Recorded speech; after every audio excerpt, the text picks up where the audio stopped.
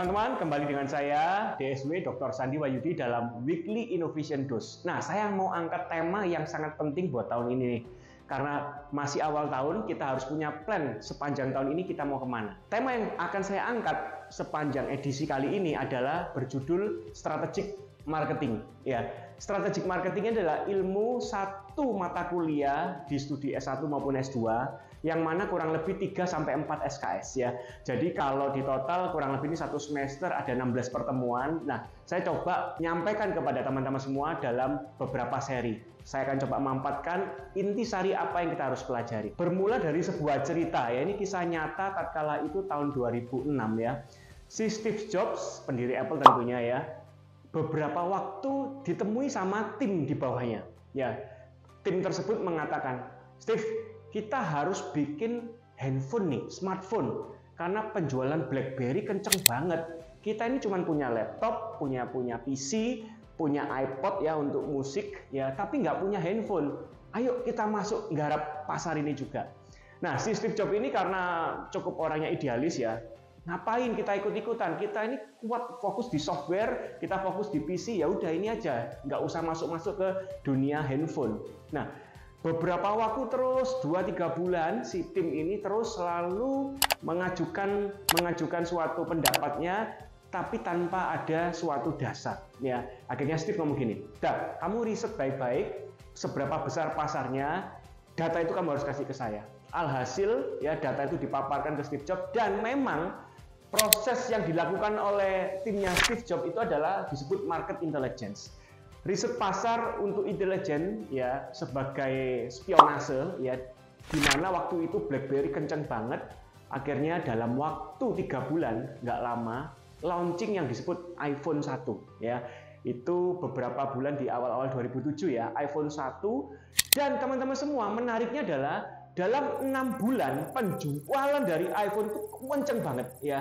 Dan dalam 3 tahun akhirnya 50% omset dari Apple itu disumbangkan oleh iPhone. Menarik ya.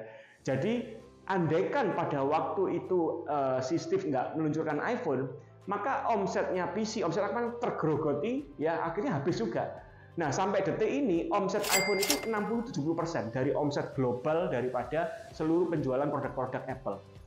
Market intelligence punya peran yang sangat penting teman-teman semua, karena tanpa kita melakukan riset, ada studi banding atau data, maka keputusan yang kita ambil bisa jadi salah.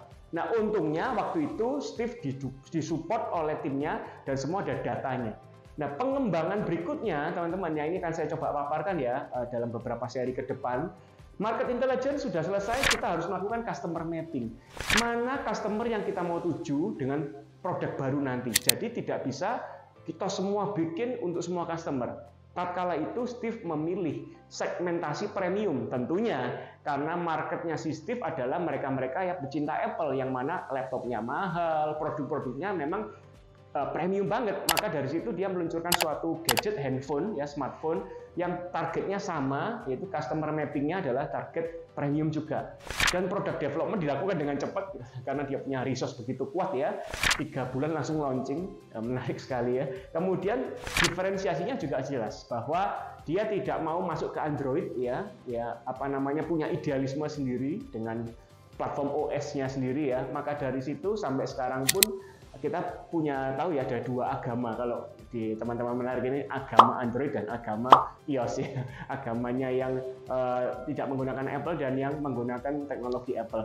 Itu adalah diferensiasi yang dilakukan Apple sampai sedemikian, kita tahu perkembangannya luar biasa.